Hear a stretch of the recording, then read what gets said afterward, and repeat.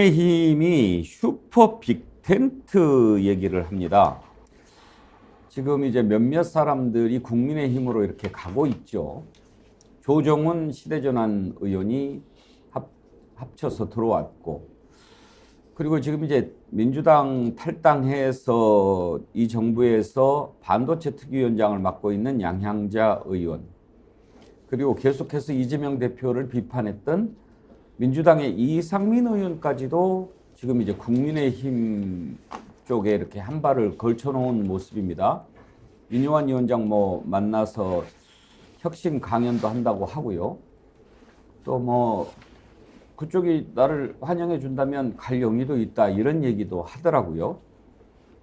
이런 사람들이 들어온다고 해서 빅텐트가 되는지는 모르겠습니다만, 아무튼 총선을 앞두고 지금 신당도 만든다고 하고 여러 가지 변화가 생기는데, 국민의힘이 슈퍼 빅텐트 만들어서 다 모으겠다라고 합니다.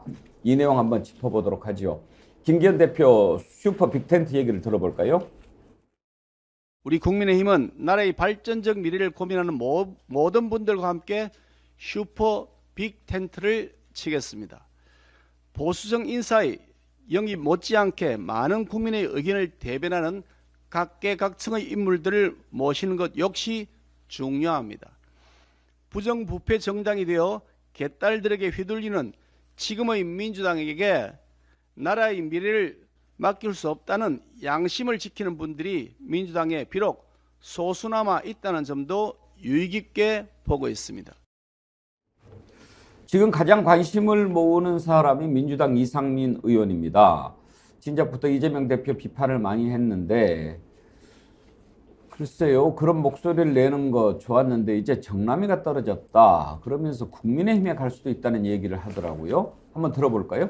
지금 더불어민주당이 이재명 사당, 개딸당으로 전락되어 있기 때문에 여기서 제가 할 수 있는 공간이나 뜻을 펼칠 수 있는 여유는 전혀 없다. 오히려 숨막힐 지경이다. 제 뜻을 펼치는데 여지나 공간은 없고, 그걸 또 더불어민주당이 지금의 이재명 당, 개딸당을 바꿀 가능성은 거의 전무하기 때문에 제가 있을 공간이 없습니다. 이미 더불어민주당은 오랜 전통의 민주당의 역할은 사멸되지 않았나. 그리고 완전히 변질돼서 이재명 사당, 개딸당으로 변질되어 있다. 이런 상황 속에서 어떻게 할 것이냐는 사실 말보다는 행동이 더 필요할 때라고 생각됩니다. 그러면서 이제 국민의힘에 갈 수도 있다라는 뉘앙스의 말도 했는데, 양문석 박사 어떻게 생각하십니까? 예고됐던 부분인데요.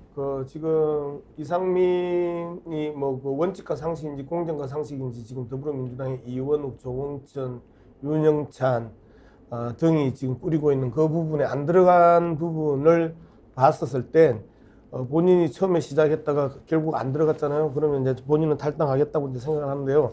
지금 땅기현 대표가 오래간만에 이 스포트라이트를 받았습니다. 그런데 민주당 내에서 양심적인 세력이라고 표현하고 소신의 세력이라고 표현했던 사람들의 특징을 제가 좀 설명을 해야 되는데요.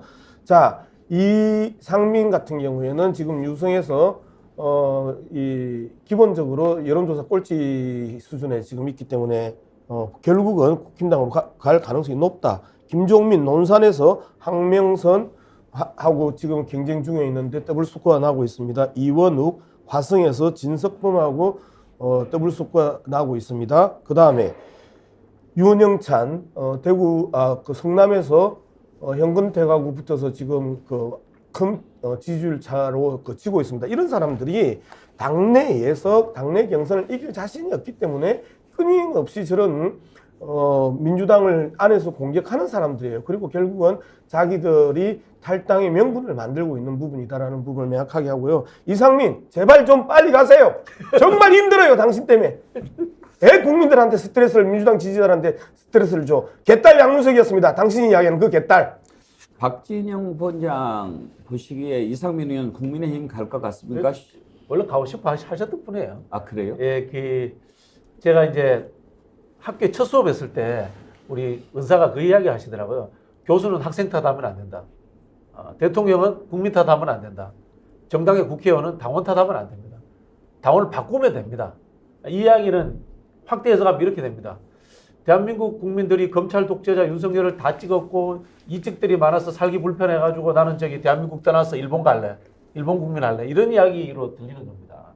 국민의 뜻은 때로는 왜곡되기도 하고 당원의 뜻은 때로는 왜곡되기도 하지만요. 그 사람들이 당의 주인이고 국가의 주인입니다.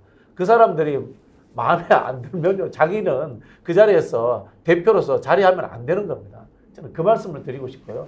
좀 김기현 대표 이야기를 좀 드려야 될 것 같은데 슈퍼 빅 텐트도 좋고 뭐 홈플러스 텐트도 좋고 뭐 이마트 텐트도 좋은데 중요한 것은 이 지금 국정이 개판인 상황에 주범이 누구냐 하는 겁니다. 결국은 윤석열 대통령과 그 주위에 있는 사람들 아니겠습니까? 그분들을 먼저 개혁하고 뭐 빅텐트를 치든지 천막을 치든지 제발 좀 본질이 무엇인지 혁신 대상의 첫 번째가 누구인지 그것을 먼저 좀 정하셨으면 좋겠어요. 서정욱 변호사 슈퍼 빅텐트 서정욱 변호사 아이디어입니까? 아닙니다. 저는 지금요 우리나라의 그 가장 해로운 3핵이 있다 봐요. 3핵. 예. 첫째가 북핵, 예. 북핵, 김정은. 그다음에 민주당의 탄핵. 그리고 이제 이준석의 윤핵관 프레임. 윤핵관이 해롭다는 게 아니고 그 프레임이 고약합니다. 이 세 3핵을 제거해야만 나라가 안정이 돼요. 저는 북핵의 책임자는 문재인으로 봐요. 그 다음에 민주당 탄핵의 책임자는 이재명으로 봅니다. 그 다음에 이준석. 이 세 명을 빼고는 모두 모아야 된다. 지금 이게 우리나라 2년 동안 완전히 행정 권력과 입법 권력이 충돌하면서 나라가 이게 엉망이 됐잖아요. 이번 총선에서 바로잡아야 돼요. 윤석열 대통령이 제대로 3년간 일하려면 압도적인 국민의힘이 다수석을 얻어야 됩니다. 그렇다면 저는 국민의힘은 보수를 직결해서 중도로 나아가 합리적인 진보까지 나아가야 돼요. 우리 수박 의원들 다 오면 돼요. 제가 이상민은 만나봤어요. 오겠다더라고.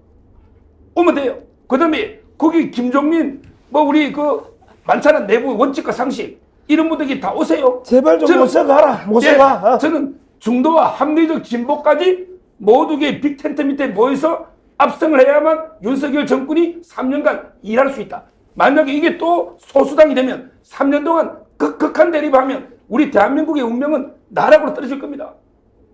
윤석열 대통령이 앞으로 저기 외국 더 열심히 나가서 외국에서만 일할 거예요. 근데 그런 식으로 빅텐트를 치면 국민의힘이 총선 이길 수 있습니까? 아니면은 그 빅텐트마저도 칠 수는 있습니까? 저는 매우 회의적이라고 생각하고요. 김기현 대표가 지금 마음이 굉장히 조급하잖아요.